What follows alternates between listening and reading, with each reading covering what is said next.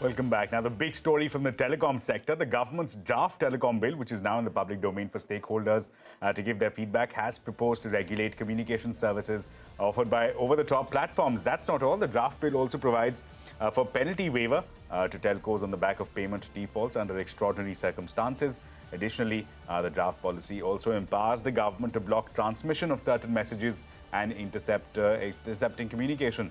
So what does this mean for the sector? Well, to discuss this further, I am now joined by Peeyush Vaish, partner and telecom sector leader of Deloitte India, as well as Jaideep Ghosh, the CEO of Shardul, Amarchand, Mangaldas. Gentlemen, thank you so much for joining us. Peeyush, if I may come to you first, your big takeaways here. I understand it's only been a few hours since it's been out in the public domain, but quickly, what is your understanding of some of the key takeaways, especially the focus that the government appears to be giving on waiver of a lot of these levies in case the company finds itself in some financial distress? So, Ashmit, thanks. And this was obviously very much expected. I think this is a step in the right direction because I think some of the previous acts were really probably centuries old, and it was time to really repeal some of those acts. And I think this bill is a very welcome bill.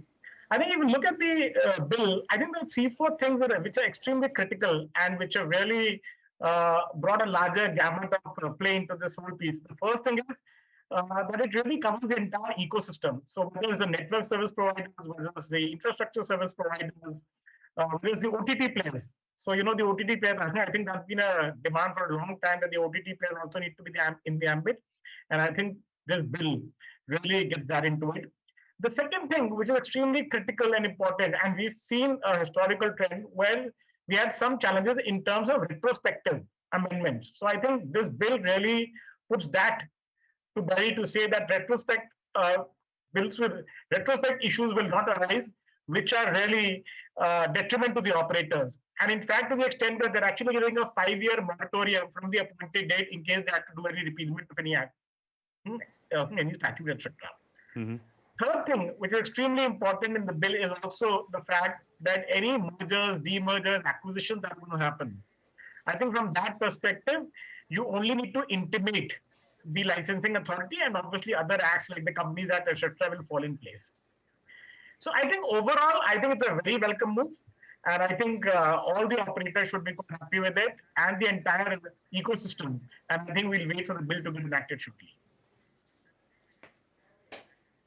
Indeed. In fact, we reached out to the COAI. What they tell us is that they're still studying the bill and they'll get back to us with a formal comment. But while they do that, Mr. Ghosh, let me come to you now. There are a couple of interesting issues that have also emerged. Number one is that we find, firstly, very clearly specified, coded in the law, that spectrum is not the only route, that allocation of spectrum can also take place under this new regime that is being proposed. Your quick take on that? That has been a very contentious issue since 2012 2G verdict. Yeah, I mean, firstly, thanks for having me here on your show, Ashmit.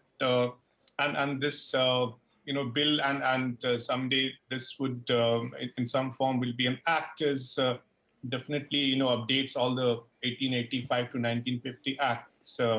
Now, coming to the specific point that you've asked me, I think, yes, on spectrum allocation we have seen it largely through the auction route, but this administrative mechanism has been included and defined with reasonable clarity, which is a part of the theme which I understood from this draft bill, that it strengthens the power of the central government across different elements of the telecom operations of in India. So this really gives government flexibility to administrative fashion, in an administrative fashion, allocate spectrum.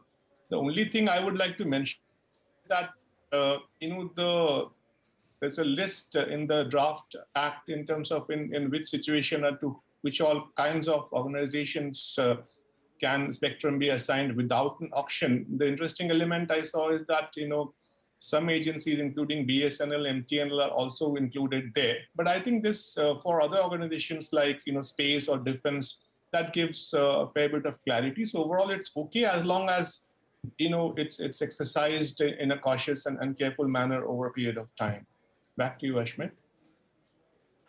Sure.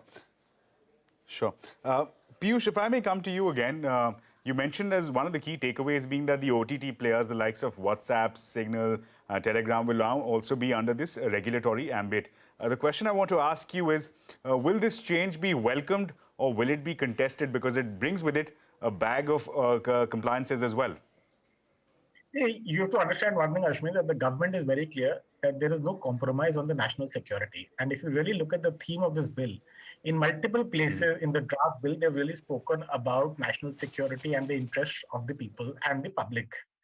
At any point of time, I think one of the things that they've also mentioned in the bill is the fact that any services provided which are in the nature of telecommunication services should be verifiable in terms of the subscriber who's actually performing those, who's actually doing those services. So I think from that perspective, I think anything that really calls for national security interest, I think that will obviously be welcomed by all the players in this market, no matter whether it's the WhatsApps or the Telegrams of the world or the telecom operators. And I think we've seen that over the past many years where the telecom operators now religiously as a practice follow all the rules of the game in terms of IDs, etc. So I think it's a question of getting that well drafted and a process how it's going to get carried out. So I don't think there should be any concern for anybody. Sure. We're running out of time. Mr. Jaideep Ghosh, final question to you. Again, just borrowing from some of the comments that were made by Peeyush on the question of compliances. Let's also keep in mind that as far as national security is concerned, that has again been very clearly codified as a part of this new draft, and it very clearly says that the government will have the power to either block transmission of any or a certain class of messages or to even intercept. The justification, of course, is national security, public order, sovereignty of the nation. Is that something that perhaps could be prone to challenge? The reason I ask is because companies like WhatsApp have clearly been saying that, look, our communications are encrypted on both ends. We cannot intercept them even if we want to. See, there are a few elements, as I was hinting in the previous response to your previous. There are a few elements in which the central government has been mentioned as to have an authority, including not only what you said, also to waive off or to delay, in case of payment defaults under exceptional circumstances or the public emergency or national security. So these are subject to deliberations, and let's wait for next 4 weeks to see how does the consultation happen and how does the industry and the stakeholders respond.